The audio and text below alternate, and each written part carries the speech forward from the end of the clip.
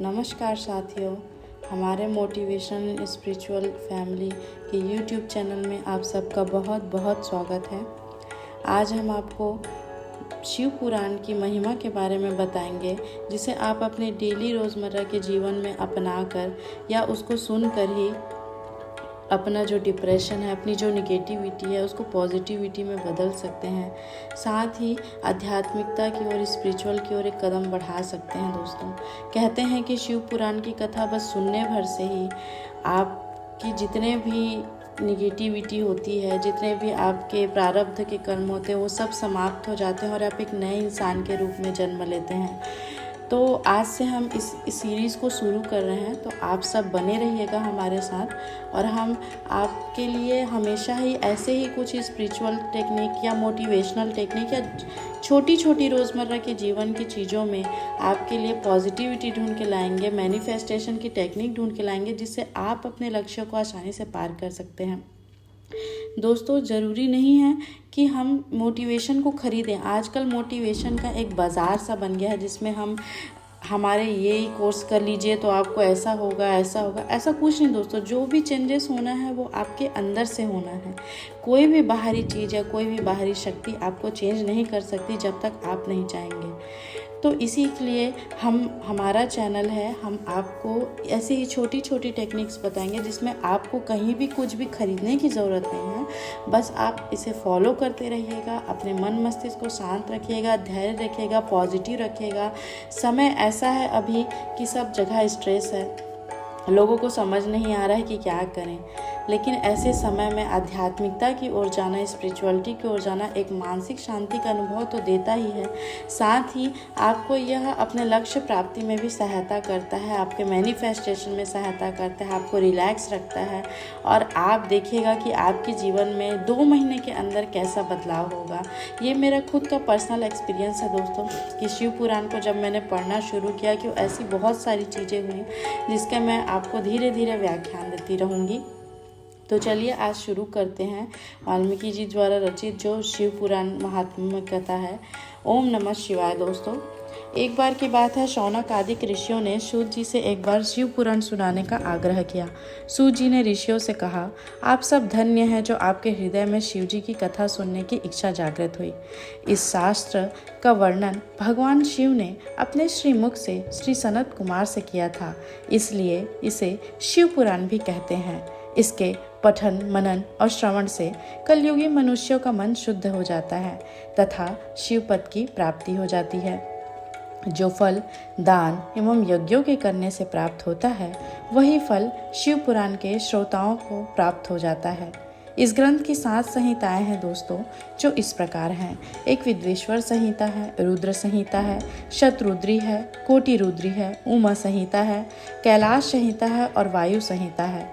इन सभी संहिताओं का हम अध्ययन करेंगे और सीरीज़ बाय सीरीज़ इसे चलाते रहेंगे, जिसमें आपको इतना रोचक तरीके से बताएंगे ताकि आप इसमें इंटरेस्ट लें और आपको ये शिव पुराण को एकदम सरल शब्दों में, हिंदी शब्दों में हम बताएंगे, ताकि आपके जो इस मूल इसमें क्या बताना चाह रहा है वो उसे आत्मसात कर सके। आत्मवेत्ता मनुष्य को इस पुराण का हमेशा अध्ययन करना चाहिए। दोस्तों, पापी देवराज की मुक्ति की कथा, जिसमें पहली जो एक कथा शुरू हो रही है शिव पुराण में, उसी से हम शुरू करते हैं।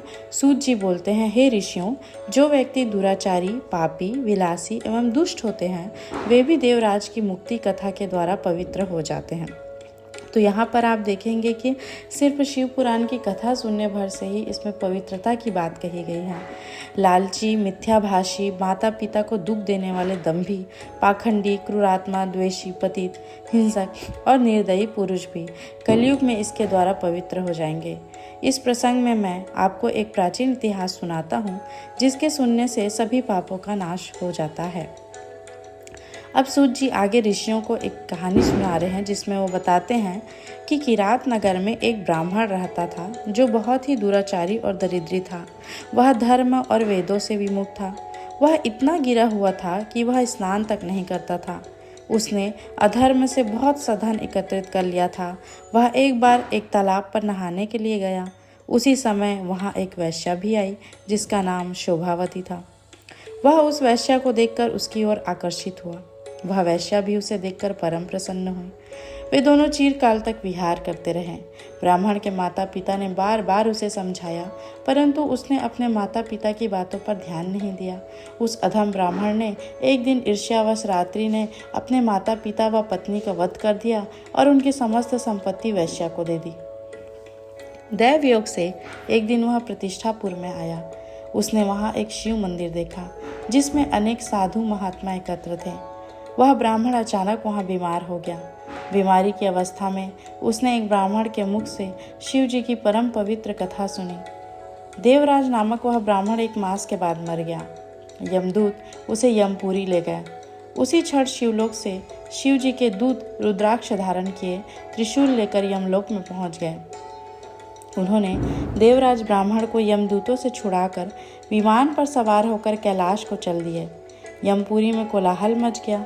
शोर को सुनकर यमराज स्वयं पधारे और शिव जी के 4 दूतों को देखकर उनकी पूजा की। धर्मराज अपने ज्ञान चक्षु द्वारा सब कुछ जान गए थे। शिव जी के दूतों ने ब्राह्मण को ले जाकर दया के सागर शिव जी के सम्मुख उपस्थित किया। हे मुनिवरों, शिव जी की यह कथा परम पवित्र है, जिसके श्रवण मात्र से महापापी ब्राह्मण देवराज भी मुक्ति पा गया। इस प्रकार शिव पुराण की कथा को विधि पूर्वक सुनने से अमर फल की प्राप्ति होती है। तो ये पहली कथा आपने सुनी दोस्तों। ऐसी ही एक कथा है चंचुला की कथा। वाशकल नाम का एक गांव था जो समुद्र तट के पास स्थित था। उस ग्राम के निवासी स्त्री पुरुष सब दुष्ट प्रकृति के एवं पाप बुद्धि के थे, जैसा कि अभी कलयुग में हो रहा है। मनुष्य पशु वृत्ति वाले और स्त्रियां व्यभिचारिणी प्रकृति की थीं। उस गांव में एक ब्राह्मण रहता था जिसका नाम बिंदुक था। उसने अपनी कामातुरतावश रूपवती पत्नी चंचुला के होते हुए भी वह एक वैश्या के कोठे पर जाने लगा। इस कारण वह धीरे धीरे अपनी पत्नी से विमुख होता गया। कुछ समय तक तो चंचुला अपने काम के वेग को सहन करती रही, परंतु दीर्घ समय तक वह अपनी इंद्रियों पर नियंत्रण न रख सकी। वह एक जार से रति करने लगी। एक दिन बिंदुक ने अपनी पत्नी चंचुला को परपुरुष के साथ रमण करते पकड़ लिया। वह क्रोध में भर गया। जार पुरुष को डर कर भगा दिया, परंतु बिंदुक अपनी पत्नी चंचुला की मुक्कोट से पिटाई करने लगा। चंचुला अपने पति से बोली कि जब आप मुझे छोड़कर वैश्यागमन करते हैं तो मुझे कितना दुख होता है। कभी आपने इसका अनुमान लगाया है? मैं अपनी काम वासना को दीर्घ काल तक किस प्रकार दबाए रख सकती हूँ? पत्नी की बात सुनकर दुर्बुद्धि बिंदुक ने कहा, प्रिय, तुम ठीक कहती हो। तुम निर्भय होकर जार पुरुषों के साथ विहार कर सकती हो और उसके बदले उनसे धन कमाओ। उस धन से हम दोनों का बहुत भला होगा।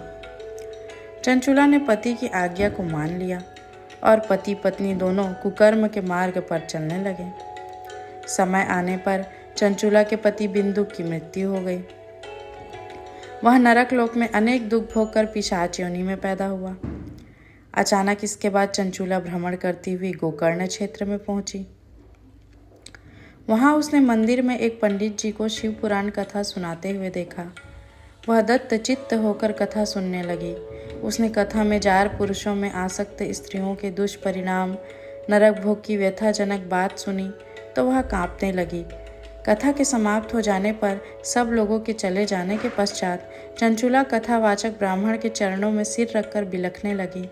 ब्राह्मण द्वारा पूछने पर उसने अपनी सारी व्यथा सुना डाली और पश्चाताप करती हुई अपने उद्धार का उपाय पूछने लगी।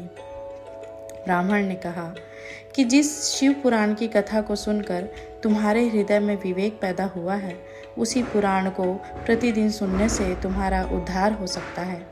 जिस तरह निर्मल दर्पण में सही प्रतिबिंब दिखाई देता है, उसी तरह शिव पुराण के सुनने से चित्त में अंबिका सहित भगवान शिव का साक्षात्कार हो जाता है। शिव जी की कथा सुनने और मनन करने से चित्त की शुद्धि तथा गणेश एवं कार्तिकेय सहित शिव जी की भक्ति प्राप्त होती है। शिव जी का भक्त उनकी कृपा से देव दुर्लभ मुक्ति प्राप्त कर लेता है। इसलिए हे चंचुला, तुम्हारे कल्याण का एकमात्र उपाय शिव पुराण का श्रवण करना ही है। ब्राह्मण की बात सुनकर चंचुला उनसे ही शिव कथा सुनाने का अनुरोध करने लगी। ब्राह्मण ने उसकी प्रार्थना को स्वीकार कर लिया। चंचुला ने पंडित द्वारा बताई विधि से स्नान किया, जटावल्कल वस्त्र धारण करके, शरीर पर भस्म लगाकर, रुद्राक्ष की माला धारण करके एवं जितेंद्रिय होकर शिव पुराण को सुनने लगी। इस प्रकार शिव जी के ध्यान में मग्न रहकर चंचुला ने समय आने पर शरीर का त्याग किया और शिवलोक में पहुंचकर उमा सहित भगवान शंकर के साक्षात दर्शन किए। उसकी श्रद्धा भक्ति को देखकर पार्वती ने उसे सदैव के लिए अपना सामीप्य प्रदान किया। शौनक जी ने सूत जी से प्रार्थना की कि चंचुला का आगे का वृत्तांत बताने की कृपा करें। सूत जी ने कहा, हे मुनिश्रेष्ठ, चंचुला ने अपनी निश्चल भक्ति द्वारा भगवती पार्वती का सानिध्य प्राप्त कर लिया। एक दिन चंचुला ने भगवती पार्वती से अपने पति के संबंध में जिज्ञासा प्रकट की तो भगवती पार्वती ने उसे बताया कि बिंदुक नरक की अनेक यातनाएं भोगने के बाद इस समय पिशाच योनि में कष्टप्रद जीवन व्यतीत कर रहा है। यह बिंदुक वही है दोस्तों जो उसका कभी पति हुआ करता था, जिसकी मृत्यु हो गई थी। यह सुनकर चंचुला उद्विग्न हो उठी। वह भगवती पार्वती से अनुनय विनय करके उनसे अपने पति के उद्धार की याचना करने लगी। इस पर भगवती पार्वती ने तुम्बरु गंधर्व को बुलाकर उसे विंध्याचल पर्वत पर जाकर वहां पिशाच योनि में पड़े बिंदुक को शिव पुराण सुनाकर इससे उसका उद्धार करने का आदेश दिया। माता पार्वती की आज्ञा को शिरोधार्य कर तुम्बरु विंध्याचल पहुंचा और बिंदुक को बलपूर्वक बिठाकर शिव पुराण सुनाने लगा। शिव कथा को सुनने के लिए वहां पर देवता भी एकत्र हो गए। तुम्बरु से शिव कथा सुनकर बिंदुक निष्पाप होकर पिशाच योनि से मुक्त हो गया। बिंदुक अब प्रतिदिन शिव जी का गुणगान करने लगा। भगवान शंकर ने उसकी अचल भक्ति को देखकर उसे अपना गढ़ बना लिया।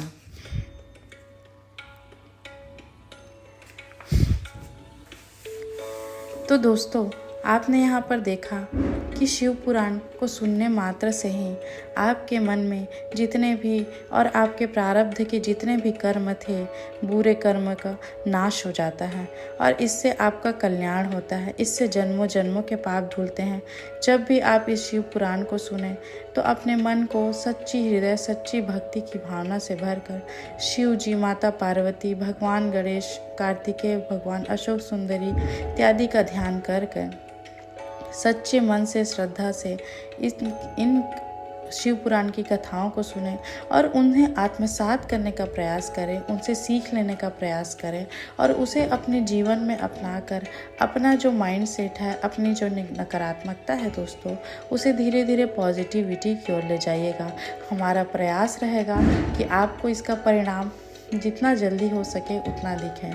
बस आपको अपनी सोच, अपने माइंडसेट पर काम करना है और श्रद्धापूर्वक इस शिव पुराण की कथा को सुननी है। तो दोस्तों, हम इस सीरीज़ को स्टार्ट करेंगे, आप हमारे साथ बने रहिएगा। आज के लिए हम जो शिव पुराण स्टार्ट किए थे उसमें स्टार्टिंग के जो 3 शिव पुराण सुनने की जो कथा थी और उसकी मुक्ति कथा थी और इसका महात्म्य क्या है वह हमने आपको बताया। कल से हम विद्वेंशर संहिता प्रथम खंड के अध्याय को शुरू करेंगे, जिसमें आपको बहुत सी रोचक कहानियाँ सुनने को मिलेंगी।